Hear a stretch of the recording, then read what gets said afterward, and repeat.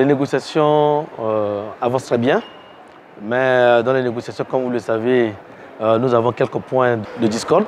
Et donc aujourd'hui, nous sommes en train de travailler sur ces points de discorde. Ce point, c'est l'inscription des activités que nous devons mener avant 2020. Et ce point pose problème aujourd'hui au niveau des négociations.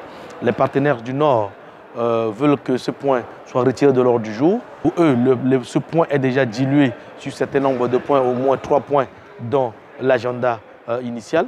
Et pour les pays du Sud, dans les pays en développement, nous voulons que ce point soit maintenu dans l'agenda parce que nous voulons des actions avant 2020.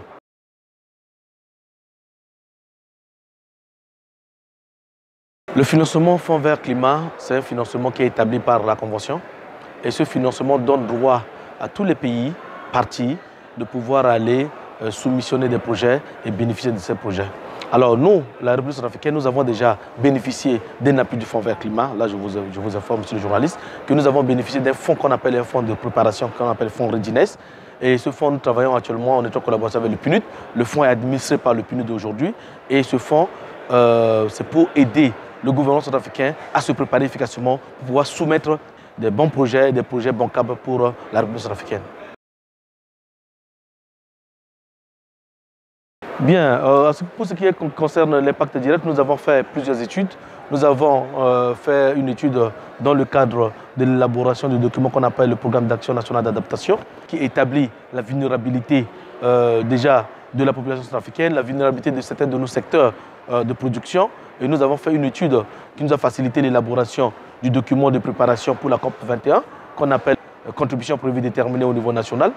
Et nous avons fait encore une étude sur les inventaires de gaz à effet de serre et qui a mis en exergue l'état de la vulnérabilité de la République centrafricaine. Donc, nous savons qu'au niveau de la République centrafricaine, les impacts réels du changement climatique sont prévisibles au niveau de notre pays et nos études les démontrent. Effectivement, quand je vous parlais tout à l'heure des différentes études, des degrés de vulnérabilité de nos secteurs de production, ça fait partie. Nous avons recensé au niveau de la République centrafricaine qu'il y a ces perturbations qui sont là et ces perturbations impactent négativement l'agriculture, impactent négativement notre élevage et, comme vous le savez, le plus souvent, quand nos éleveurs vont faire paître leur troupeau juste à côté des zones agricoles, il y a toujours problème. Et donc, je pense que la dernière fois, le gouvernement avait mis en place une politique de séparation des zones agriculteurs et éleveurs. Et je pense que le ministère de l'Agriculture doit travailler là-dessus pour ne pas qu'il y ait toujours conflit à ce niveau.